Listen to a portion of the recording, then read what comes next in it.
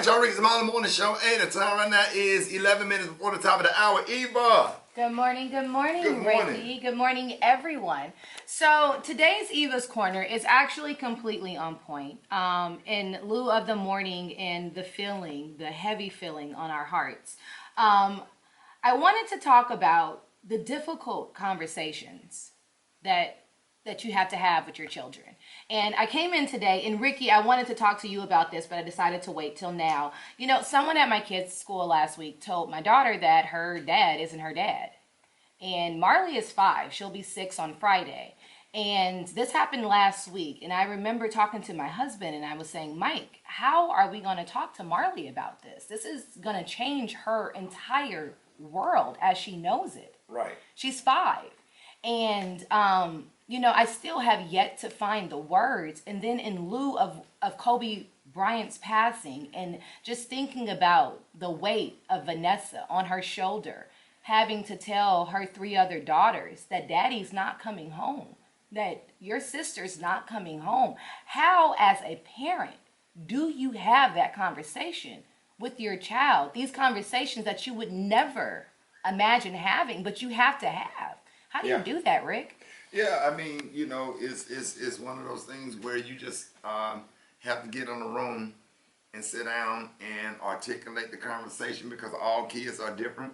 You know, some kids you can put it one way, and everybody know their kids because all of our kids are different, and some kids you have to just really break down. I remember when Miss Dale passed away, this lady that lived behind me, and my daughter was so crazy about her. And de-essence, and I had to tell them Miss Dale was killed in a car accident, and my daughter came home from school. She got off the bus, and I had to go sit her down. And I told her, I said, listen, I said, I want you to understand that Miss Dale really, really loves you. And I said, I know you love Miss Dale. I said, well, Miss Dale is in heaven right now, and and we just gonna celebrate, you know, Miss Dale, and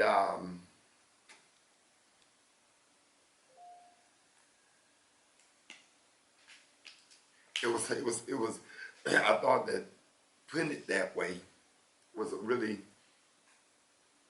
because once she realized that, she's like, okay, Miss Dale's going to heaven, what does that mean? Yeah.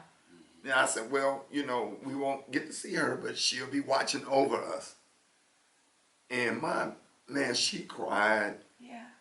And she cried, and she cried. And it was just, that was hard, because, you know, Dr. Isaac, who's one of my best friends, he lives in Atlanta, but he used to live behind us. And I just remember having to have that conversation with her. My grandfather's death wasn't too bad, because they had an opportunity to say goodbye, like Jeff was talking about with his dad. Had an opportunity to say goodbye and watch my grandfather as he withered, you know, into a certain state, and he passed away. But there was sudden tragedies like that, you know, having to explain that to kids is difficult. And that's why therapy is so important. Black folks, please. But we also got to be honest. Yeah. And find those conversations can't be about us. Yeah. Right. They got to be about our babies. My grandfather passed away when I was 7. And it wasn't until I was 18 I found out he had committed suicide. Because nobody told me. Right. And the family was dealing with their own trauma. And I talked to my cousin. She didn't know. Yeah. And like there was a whole generation of us that thought Grandpa had a heart attack. But at some point we should have known Grandpa was dealing with depression. And here's how he dealt with it. And this is how it affected the family. Right. And so I think we are trying so hard to protect our babies, right, that we almost put them in harm's way, because we're not willing to be courageous, right, and even get help, right, to figure out how to have a conversation. And we have to get help. We have to go to therapy. You can't just be strong. You can't just say, well, the Lord will see you through this, which He will. But God created therapists to help us deal with stuff like this, and we have to really go out and get the help, and that's going to be the #1 platform, getting people help, because your grandmother ain't never died before. Yeah. Your grandma ain't died every week. Your grandma died. Your grandmama died. If your mama died every week, you might can deal with it because your mama died every week. But man, your mama died, you know, and they sit up there, you know, and come up there and roll your grandmama out of that church. You ain't never felt that kind of trauma.